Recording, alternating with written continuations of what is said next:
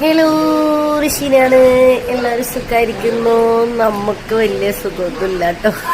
Sound കേട്ടപ്പോൾ തന്നെ മനസ്സിലായിട്ടുണ്ടാവും. പനി പിടിച്ചു ഗൈസ്. ഇന്നലെ രാവിലെ, ഇന്നലല്ല അമിരിജാത് രാത്രി തുടങ്ങിയതാണ് നല്ല പനി. തിരുവയ്യ, മേലുവേദന. കോല കാണുമ്പോൾ നിങ്ങൾക്ക് അറിയുണ്ടാവൂലേ, പോയി വെള്ളത്തിൽപ്പെട്ട പോലെ ഉണ്ടല്ലേ. ക്ലാമറൊക്കെ പോയി പറഞ്ഞിട്ടല്ല പനിയൊന്നും. അപ്പോ 2, 3, 4 വീഡിയോസ് നല്ലപോലെ എല്ലാരും കൂടെ ഹാപ്പി ആയിട്ട് ഇട്ടേ ഉള്ളൂ. അയ്യോ, മിനിഞ്ഞാന്നൊക്കെ ഒരാള് ഇവിടെ കിടക്കുന്നു, ഒരാളിതാ ഇവിടെ കിടക്കുന്നു. എനിക്ക് പനി പിടിച്ച്, പിന്നെ ഇക്കാക്ക് കണ്ണിന് വീണ്ടും ഇൻഫെക്ഷനായി ഹോസ്പിറ്റലിൽ പോയിട്ട് വന്നിട്ട് കിടക്കുന്നു കേട്ടോ.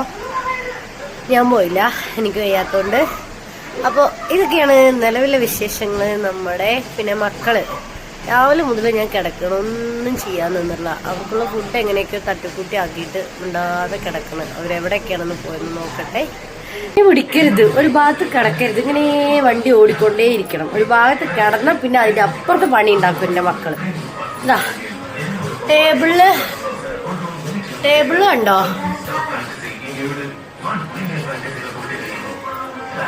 ടേബിളിൽ എല്ലാ സംഭവങ്ങളും എത്തിയിട്ടുണ്ട്. ഉപ്പ് കുപ്പി എത്തിയിട്ടുണ്ട്, ചോറിന്റെ ചട്ടി എത്തിയിട്ടുണ്ട്, ഇന്നലെ വറുത്ത മീനിന്റെ പാത്രം എത്തിയിട്ടുണ്ട്.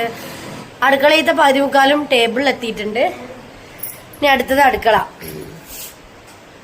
എന്റെ പൊന്നൂസ് ദോശയൊക്കെ ഉണ്ടാക്കി കഴിച്ചിരിക്കുകയാണ് കേട്ടോ. ഞാൻ കിടന്ന ഗ്യാപ്പിൽ അവള് വന്ന് ദോശയൊക്കെ ഉണ്ടാക്കി കഴിച്ചു. ഇനി അടുത്തത് കൊട്ടത്തളം.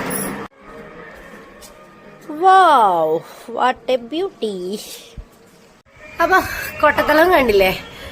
ഇനിയിപ്പോ എന്താ, കുറച്ചു നേരം കിടന്നില്ലേ, ഇനി അതിന്റെ ഇരട്ടി പണിയെടുക്കുക. അപ്പൊ സ്റ്റാർട്ട് ചെയ്യട്ടെ. ഇതൊക്കെ ഒന്ന് വൃത്തിയാക്കിയിട്ട് കാണിച്ചു തരാം കേട്ടോ. അയ്യോ, പനി വരരുത്, ഒരു ഭാഗത്ത് കിടക്കരുത്. പൊന്നൂസേ, അവൾക്ക് പിന്നെ ടി വി തന്നെ, വേറെ ഒന്നും വേണ്ട. പൊന്നൂസേ, എന്താ അടുക്കള കാണിച്ചു വെച്ചിരിക്കണ പൊന്നൂസേ? ദോശ ചുട്ടതാ അടുക്കളയില്. വായോ, വൃത്തിയാക്കാൻ വായോ, കുടുംബക്ക് വയ്യേ. അതുകൊണ്ടോ ഫുൾ ടൈം ടി വി തന്നെ അവൾക്ക്. ആദ്യം അടുക്കള വൃത്തിയാക്കാന്ന് പറഞ്ഞ് ബാക്കിയുള്ള പാത്രങ്ങൾ കൂടെ കൊട്ടത്തളത്തിലോട്ട് കൊണ്ടുവന്ന്. കൊട്ടത്തളം എന്ന് പറയുന്നത് നമ്മുടെ അവിടെയൊക്കെ അങ്ങനെ കേട്ടോ പറയാം. പാത്രം കഴുകുന്നതിന് നമുക്ക് സിങ്കും പൈപ്പൊന്നും ഇല്ല. അത് കാരണം അപ്പപ്പോൾ കഴുകില്ലെങ്കിൽ ഇതുപോലെ ലോഡാവും. പിന്നെ ഇതാ അടുക്കള തുടച്ച് നീറ്റാക്കി സുന്ദര കുട്ടപ്പനാക്കി. അപ്പോൾ ഇങ്ങനെ കാണുമ്പോൾ വല്ലാത്ത സമാധാനം കേട്ടോ മനസ്സിന്.